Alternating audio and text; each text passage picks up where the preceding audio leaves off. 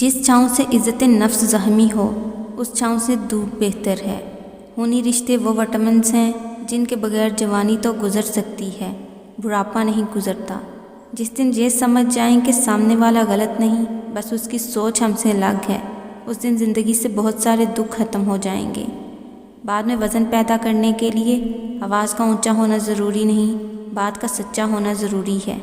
سمجھداری کی بات صرف دو ہی لوگ کرتے ہیں، ایک زیادہ عمر والے اور دوسرے جنہوں نے کم عمری میں بہت ساری مشکلات دیکھی ہوں۔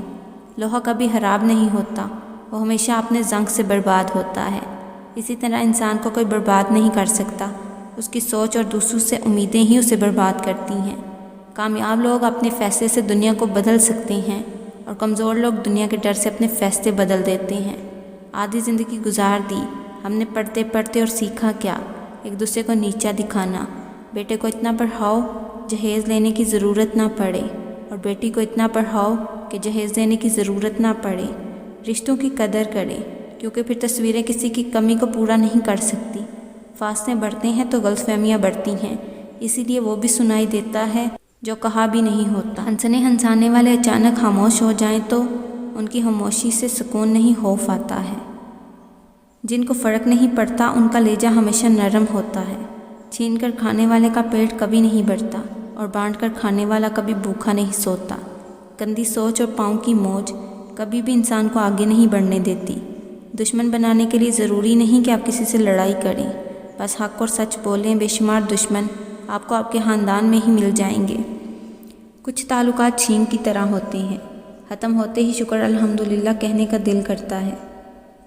کسی انسان سے اتنا لگاؤ رکھیں جتنا اس کی جدائی اور نفرت برداشت کر سکیں۔ امید دینے والے بنیں تاکہ آپ کے پاس سے جو اٹھے امید لے کر اٹھے اور مسکراہٹ لے کر جائے۔ بہو دماد اور خربوزے کا آخر تک پتہ نہیں چلتا کہ کیسے نکلیں گے۔ ہر خاندان میں ایک شخص ایسا ضرور ہوتا ہے جو سب کو لڑوا کر کہتا ہے میری دلی خواہش ہے سب مل کر رہیں۔ آپ کے بارے میں 10% جاننے والے دوسروں کو 100% بتا رہے ہوتے ہیں۔ ایک غلط انتخاب آپ کے چہرے کی رونق چھین لیتا ہے۔ مرنے کے بعد جتنی زمین بادشاہ کے پاس ہوگی اتنی فقیر کے پاس بھی ہوگی۔